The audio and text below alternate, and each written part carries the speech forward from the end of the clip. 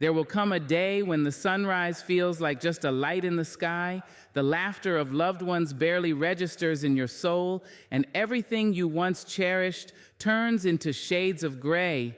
That's not depression. That's your spirit calling you back home to yourself. You didn't just stumble upon this message. You were led here by something quiet, something tired, something still inside you. Maybe lately you've been waking up and wondering why. The coffee don't taste the same, the music don't stir you, the books you once loved are gathering dust, and even your favorite people feel like strangers in a familiar dream. And I know, oh I know, it's easy to believe that something's wrong with you, that you've lost your passion, your purpose, your power. But let me offer you another truth. Maybe it's not that you've lost interest in life. Maybe life's distractions have grown louder than your inner truth. Maybe you're not broken.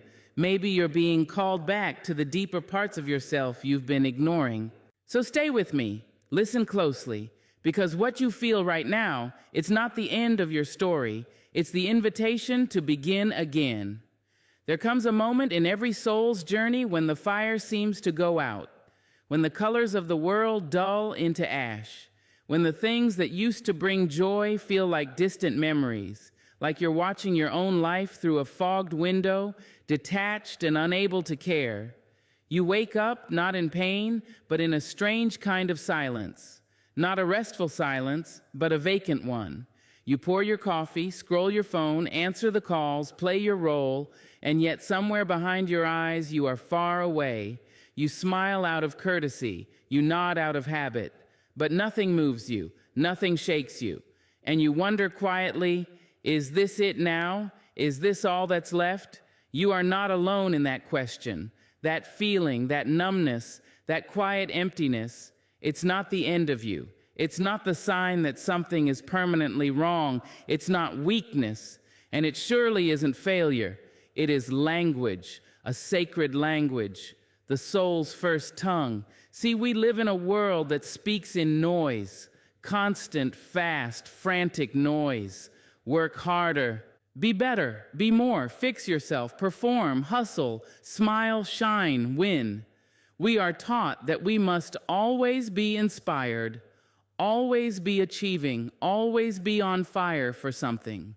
And when we're not, when we're still or sad or simply uninterested, we are told that something's wrong, but that's not truth. That's capitalism. That's conditioning. Truth is much gentler than that. Your numbness, that lack of interest, that absence of desire is a signal. It's not trying to destroy you. It's trying to deliver you. It's your soul's way of saying, what we're doing is not working anymore, not like this. When the body is dehydrated, it gets dizzy. When the heart is broken, it aches.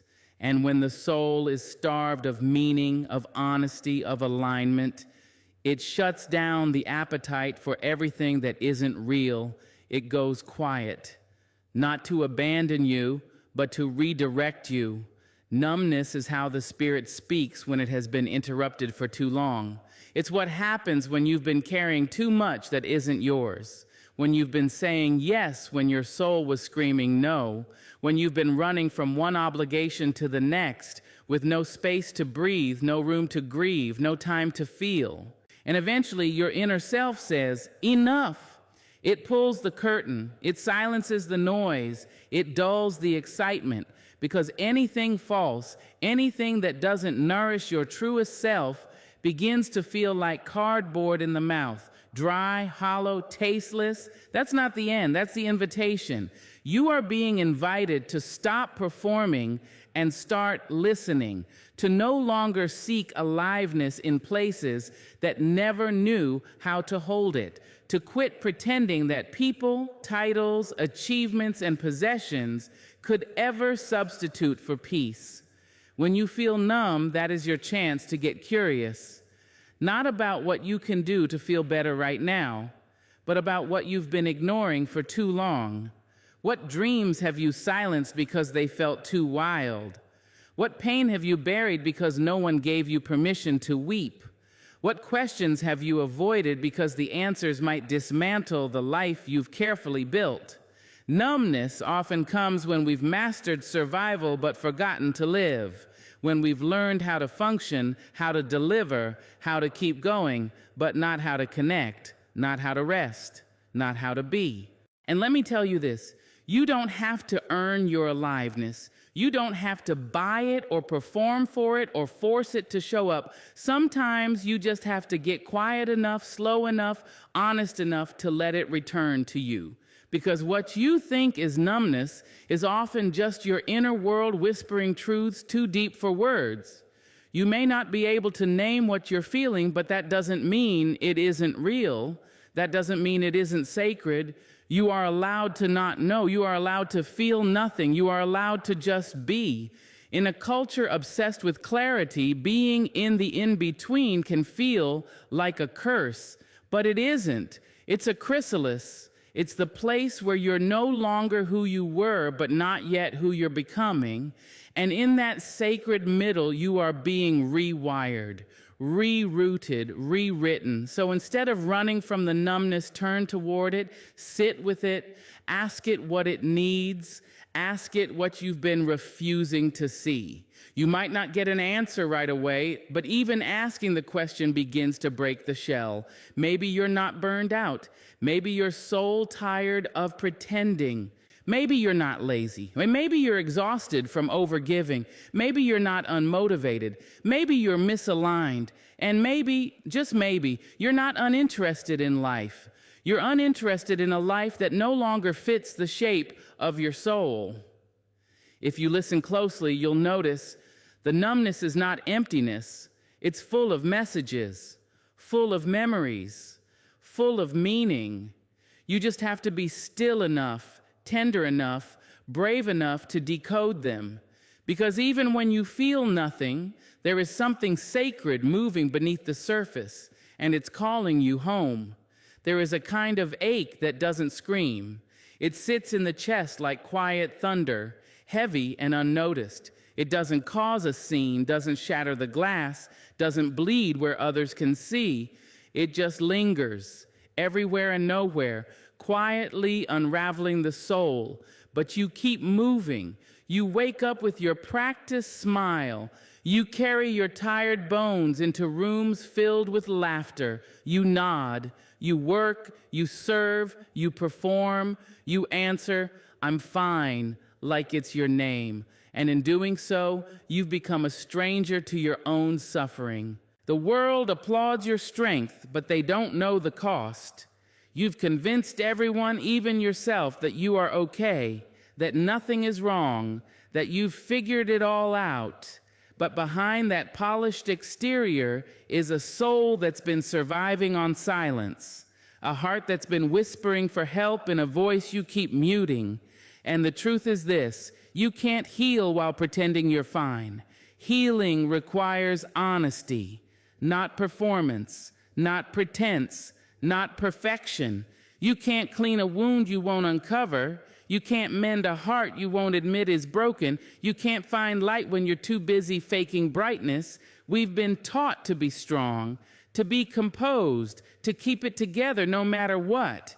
We've been taught to hide our tears like shame, to tuck our pain beneath productivity, to keep smiling even when the soul is crumbling underneath. But what they didn't teach us is that strength isn't silence. Strength is the courage to say, "I'm not okay."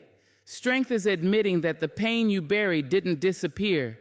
It grew roots, and those roots have shaped the way you see, love, breathe, believe. You wonder why joy feels out of reach, why peace seems like a performance, why your chest feels heavy even in the presence of beauty. It's because there's a wound in you still waiting for truth to touch it. You've been wearing a mask for so long, you forgot what your real face looks like. You've smiled so many times out of habit, your cheeks know the motion better than your heart knows the meaning. And I know unmasking feels dangerous. To tell the truth about your pain feels like a betrayal to the image you've worked so hard to protect. To fall apart feels like failure, but it's not. Falling apart is often the first step toward coming home. You don't have to unravel in public. You don't owe your story to everyone, but you owe your honesty to yourself. And maybe, just maybe, you need to stop asking, how can I fix this? And start asking, where does it hurt? Sit with that question, not to judge yourself, but to see yourself. Where does it hurt? Is it the little girl in you who never got the safety she deserved? Is it the teenager who learned to shrink herself to be loved? Is it the adult who spent too long building walls instead of bridges? Your ache has a history. Your numbness has a name. And until you speak it, you will spend your life decorating your pain instead of dismantling it. You can't heal by covering the wound with distractions, overworking, overpleasing, overperforming. You can't heal by throwing glitter on grief or laughing to silence the ache. Healing isn't always pretty. It's not always poetic. Sometimes it's messy, sometimes it's inconvenient, sometimes it shows up in the middle of your day like an unexpected storm, breaking through the facade you've held for years. Let it break, let it rain, let the truth fall through the cracks of your pretending, because pretending might help you survive, but it will never let you thrive. To thrive, you must tell the truth, first to yourself, then maybe one day to others. Not for their approval, not for applause, but because you deserve to live unhidden. You deserve to breathe without holding your breath. You deserve to rest without guilt. You deserve to feel without shame. And that begins when you stop nodding through pain, when you stop calling coping the same thing as healing, when you stop performing wellness and start pursuing wholeness. Sometimes healing looks like crying in the shower. Sometimes it looks like journaling truths you've never said out loud. Sometimes it's canceling plans because your soul is weary. Sometimes it's saying, I need help. And yes, it's scary, but you don't have to be fearless to be honest. You just have to be willing to let your armor be heavy, willing to let your body rest, willing to say, I'm tired of carrying what isn't mine, willing to stop numbing just to be accepted. Because when you pretend you're fine, you delay your freedom. You silence the signals. You miss the messages that only pain can deliver. You bury the wound so deep you forget how to reach it, and the healing stays just out of reach. But when you choose honesty, even quietly, even trembling, you begin to reclaim your voice. And your voice, that's where the healing begins. That's where the turning starts. That's where the real work happens. You don't have to collapse to deserve care. You don't have to break down to justify a break. You don't have to have dramatic scars to prove you're suffering. You just have to be human. And being human means hurting sometimes, but it also means healing is always possible. The moment you stop pretending, the truth can breathe. And when the truth breathes, your spirit can rise. There will come a time when the things that once set your soul on fire no longer move you. The dreams you once chased with breathless excitement may begin to feel like echoes. The passions that used to pull you out of bed in the morning may now lie beside you, still and silent, like a song you can no longer hear. And when that moment comes, and it will come, you might panic. You might reach for what used to work. You might try to resurrect the same old routines, the same old affirmations, the same old version of you that used to feel alive. But something in you will know it's no longer enough. It's no longer true. It no longer fits. And so begins the quiet death of old joy. It doesn't arrive like tragedy. It comes softly without warning. It doesn't scream. It sighs. It doesn't destroy. It dissolves. What once delighted you now drains you. What once made your spirit dance now sits like dust in your chest. And you begin to wonder, what's wrong with me? But my dear, nothing is wrong with you. Everything is changing within you. You are outgrowing the version of life that once gave you light. You see, joy is not meant to be stagnant. It's not a one-time discovery you cling to forever. It's a living thing, dynamic, fluid, seasonal, just like you. The death of old joy is not the death of joy itself. It is the necessary ending that makes room for new meaning. It is the soul's invitation to expand beyond what you once thought was your only source of fulfillment. Sometimes the very thing that once healed you can later hold you back. The job that gave you stability now cages your creativity. The relationship that once made you feel whole now echoes with emptiness. The dream that once pulled you forward now feels complete, not because it failed, but because it did what it came to do, and you must now release it. That's not betrayal, that's growth. You were never meant to cling to one purpose, one passion, one way of being. You were made to evolve, to shed, to awaken again and again and again. And yet, we resist this shedding because old joy is familiar, it's comfortable, it knows our name, it brings applause, validation, identity. It's the thing people recognize us for. And so we hold on, even when it feels hollow. We keep painting smiles over boredom, calling it contentment. We keep chasing habits that no longer hold magic. We keep showing up in places that no longer see us simply because they once did. But holding on to expired joy robs us of present purpose. When the soul is ready to grow, it begins by grieving, and that grief may confuse you. How can you mourn something that isn't broken? How can you feel sadness over what once brought you happiness? Because it's not just the loss of joy, it's the loss of who you were when you loved it. It's the slow unrooting of a former self. And that's not easy, but that's where new meaning begins. In the space left behind, in the silence after the applause, in the blank pages after the last chapter closes. New meaning doesn't rush in like lightning. It creeps in gently. It forms in the stillness. It speaks in a quieter tone than your old excitement. It invites you to notice, not to chase, to listen, not to perform. You may feel empty before you feel full again. You may feel lost before you feel led. You may feel invisible before you feel reborn. But you are not lost. You are transitioning. You are shifting from the surface of joy to the source of meaning, because the deeper you go into yourself, the more nuanced your fulfillment becomes. You stop being satisfied with noise and novelty. You crave peace, presence, depth, intention. You stop asking, what makes me feel good? And start asking, what makes me whole? That's the kind of joy that doesn't come and go. It doesn't need an audience. It doesn't need performance. It is rooted in your truth, not your image. And it begins when you stop reviving what has run its course. Not all endings are failures. Some are sacred. Some are written by the very hand that formed you. The same way leaves fall from the tree to make room for spring. Old joys fall away from the heart to make room for greater wisdom. Let them fall, let them go. Bless what once brought you light, and then make peace with its departure. You are not abandoning joy. You are making room for the kind that meets you where you are now, not where you used to be. And maybe it will be quieter this time.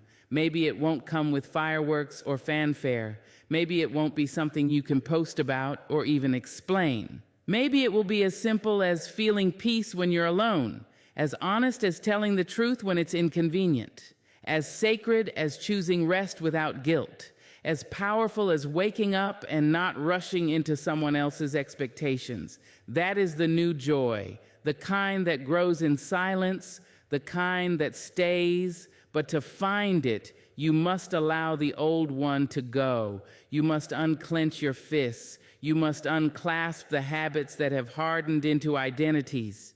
You must trust that what is falling away is not a punishment. It is a passage. Something greater is coming. Not louder, not bigger, but truer. And when it arrives, you'll know, not because you'll feel excited, but because you'll feel at home. And home, dear soul, is where new meaning lives.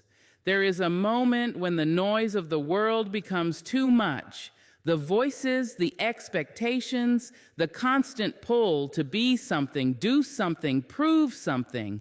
It all begins to feel like a weight pressing down on the tenderest parts of your soul. And when that pressure builds, when your spirit starts to shrink in the presence of too many people, too many demands, too many masks, you may feel the need to disappear for a while. And that is not failure, that is wisdom. There's a difference between running away and returning to yourself. One is fear, the other is healing. Sometimes your spirit isn't asking you to isolate, it's asking you to retreat, to pull away from what is loud so you can hear what is true. You are not broken because you crave space. You are not antisocial because you want silence. You are not weak because your soul grows weary in crowds and conversations that lack depth. There is a sacredness in solitude, a divine necessity, because something holy happens when the world no longer has your attention, when you unplug from the performance and step into the presence of your own being. You begin to notice the small things again, the way your breath rises and falls, the rhythm of your own heartbeat, the thoughts you've been too busy to hear, the ache you've been too distracted to name. In solitude, you come face to face with what you've been carrying, not the stories you tell others, but the truth behind your eyes when you're alone. And that kind of honesty is not always easy, but it is always essential. This world will confuse your need for solitude with loneliness, but don't let it fool you. Loneliness is the ache of disconnection. Solitude is the sanctuary of self-reconnection. One drains you, the other restores you. When you sit in solitude, you are not empty, you are open, you are not detached, you are deeply connected, just not in ways that make noise. You are tuning into the frequency of your own truth. The world often drowns that frequency out. In a culture that idolizes busyness, constant connection, and the endless performance of relevance, stepping away can feel like disappearing. But that's because most people are too afraid to be alone with themselves. Solitude requires courage. It asks you to sit with your thoughts, your memories, your regrets, your longings, without distraction. It strips away the roles and titles and applause. It says, "Let me see who you are when no one is watching." And that is where your spirit begins to breathe again. That is where clarity returns. That is where truth rises. You begin to feel your own edges. You begin to recognize where you've been leaking energy into things that do not love you back. You start to see the difference between noise and nourishment. You learn to ask yourself not what do they need from me, but what do I need from myself? You start to let go of what was never yours to carry, expectations, comparisons, conversations that stole your peace. You stop trying to prove your worth and start remembering it. You learn that your value doesn't shrink when no one is clapping. Your essence doesn't fade when no one is watching. You were whole before they noticed you, and you'll still be whole long after they forget. In solitude, you return to the soil of your soul. You nourish what's been neglected. You water what's been withering. You plant new intentions. You begin again. Some people will not understand your silence. They will mistake your stillness for sadness, your retreat for rejection. Let them. You do not owe anyone your constant presence, especially when that presence costs you your peace. You owe yourself the sacred commitment of care.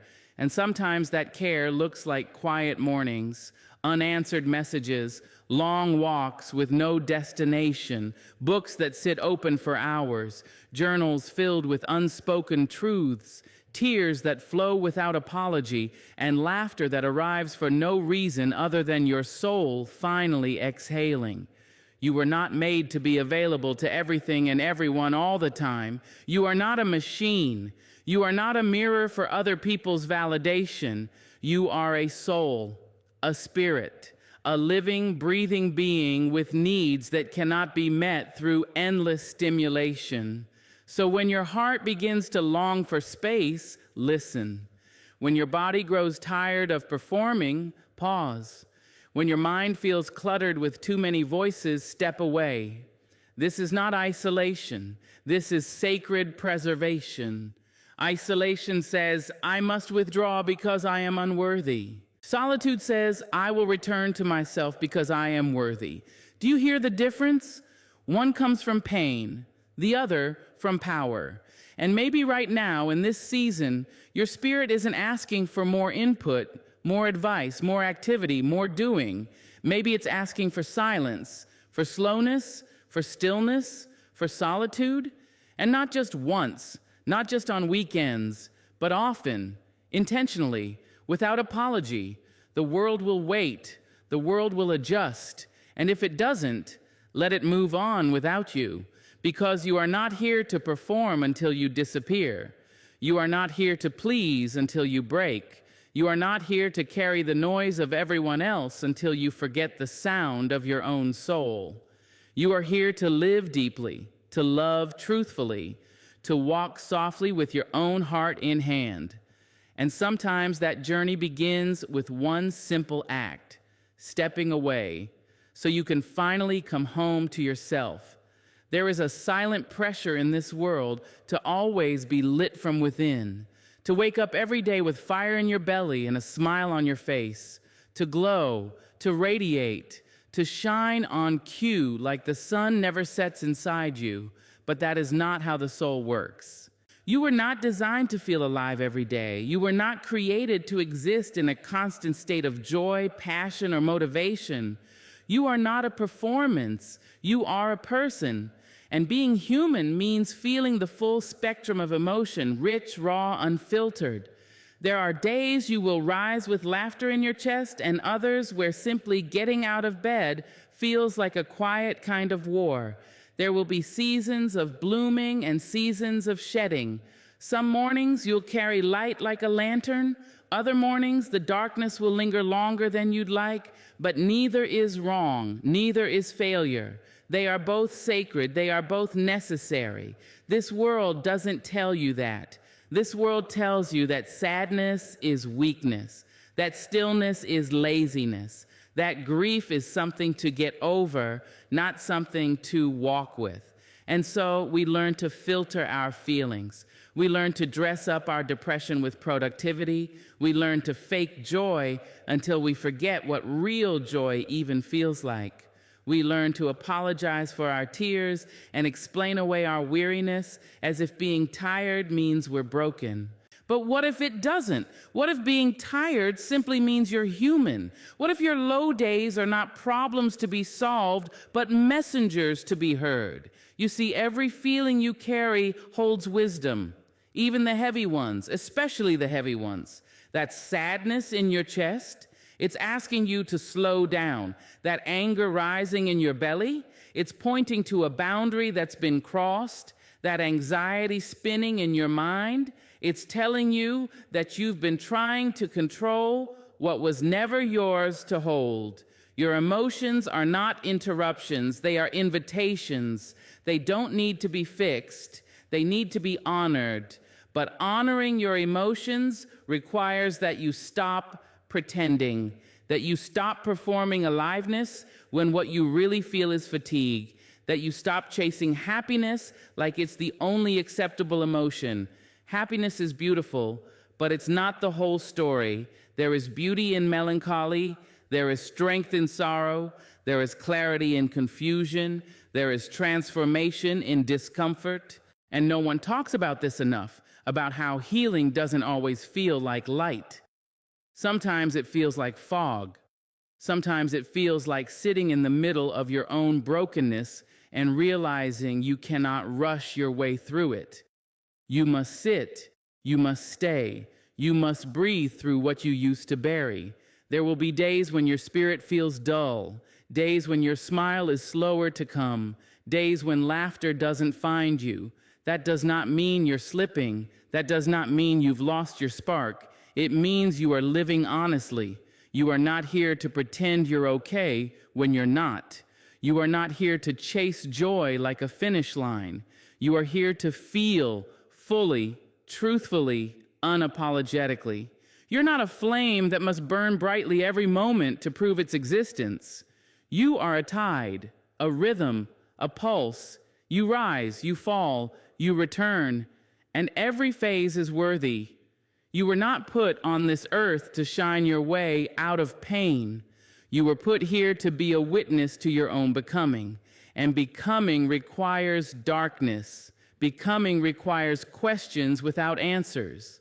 Becoming requires letting the heart break sometimes, because only broken things know how to rebuild themselves with more honesty. There is a kind of sacredness in being still, in feeling low, in not needing to be on for anyone. There is strength in saying, today I do not feel okay, and that's okay. There is wisdom in the days when you cannot produce, when you cannot perform, when all you can do is sit in your softness and survive. You were never meant to be a monument of motivation. You were meant to be a living, breathing, healing being. Some days your power will roar, other days it will whisper. Both are divine. You do not need to explain your quiet. You do not need to apologize for your stillness. You do not need to make excuses for your slow days. Life is not a race, and you are not behind. Your feelings are not flaws. They are not distractions from your purpose. They are part of your purpose, because it is through feeling deeply that we learn to live fully. You cannot numb your pain without also numbing your joy. You cannot ignore your sadness without also dulling your wonder. You cannot hide from your fear without also hiding from your courage. You must let it all in, the doubt, the weariness, the hope, the grief, the light, the longing, all of it. You must become a home for your whole self, not just the parts that smile, shine, and inspire, but the parts that weep, the parts that wonder, the parts that ache, the parts that remember what it's like to lose, to fall, to question, because only when you allow every feeling a seat at the table do you begin to understand what it truly means to be alive. Not happy every day, not perfect, not always inspired, but present, honest, whole. There are seasons when the world becomes muted, where colors lose their brightness, and the songs you used to love sound distant and hollow. You reach for joy, and it slips through your fingers. You sit with beauty, but it doesn't move you. You look around and see life happening, but inside you feel like a ghost in your own story. You don't feel angry. You don't feel sad. You don't feel hopeful either. You just don't feel. And it is tempting to name that emptiness as a failure, to believe that you've lost your spark, your passion, yourself, to assume something is broken or gone missing. But what if that nothingness is not the absence of life, but the beginning of a deeper one? What if when you feel nothing, it's not because you've stopped caring, but because your soul has grown tired of shallow things? What if numbness is not an end, but an invitation, not to give up, but to go further, not to turn away, but to turn inward? You see, the heart doesn't always cry out in loud sobs or wild emotions. Sometimes it goes quiet when it's trying to tell you the truth. It silences the noise so you can hear what you've been ignoring. It removes your appetite for the surface so you can rediscover the depth. We live in a world addicted to stimulation, constant doing, constant distraction, constant noise. You are surrounded by things designed to keep you entertained, activated, and distracted from the deeper parts of yourself. But the soul was never made for that. The soul thrives in stillness. And so when it tires of all the noise, it begins to shut it out. You stop laughing at the things you used to. You stop chasing the same rhythms. You grow quiet, not because you've disappeared, but because something sacred is stirring within you. When you feel nothing, it's not always depression. It's not always brokenness. Sometimes it's spiritual preparation, the stripping away of everything false so only the truth can remain. The truth of who you are when no one is looking. The truth of what matters when nothing performs. The truth of what remains when joy doesn't arrive on demand. This silence, this numbness, it's not the enemy, it's the mirror. It shows you what you've been running from, what you've outgrown, what no longer feeds the fire inside you. It reveals the habits that once made sense, but now leave you empty. It asks you to stop pretending, stop performing, and simply be. When you feel nothing, you are standing in sacred space. It is the in-between, the hollow before the hallowed, and what lives in that space is not despair, it is clarity. Because when the things that used to excite you no longer do, you are being invited to ask better questions. Not, how do I get my old self back? But who am I now? Not, what used to make me feel alive? But what matters to my soul today? Not, how do I fill this silence?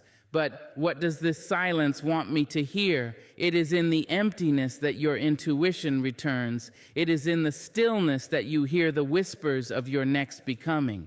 But you have to be brave enough to stay, to resist the urge to numb it, to stop chasing cheap feelings to cover sacred transformation, to stop labeling your quietness as a defect and start honoring it as a message. When you feel nothing, you are not broken. You are being emptied, cleared out, prepared, because the soul cannot hold deeper truth when it is cluttered with artificial light. Sometimes it must go dark before it can truly see, and in that darkness, in that dullness, you begin to see with new eyes. You begin to sense things beneath the surface. You begin to feel things not with your skin, but with your spirit. You stop needing noise and you start longing for presence. You stop craving attention and you start craving authenticity. You stop performing passion and you start discovering peace. This is the work your soul came here to do, to feel everything, not just happiness, not just certainty, not just triumph, but the full, holy range of being. To feel the ache of questions with no answers. To feel the soft grief of seasons ending. To feel the trembling joy of being known. To feel the quiet power of your own breath rising and falling in the dark.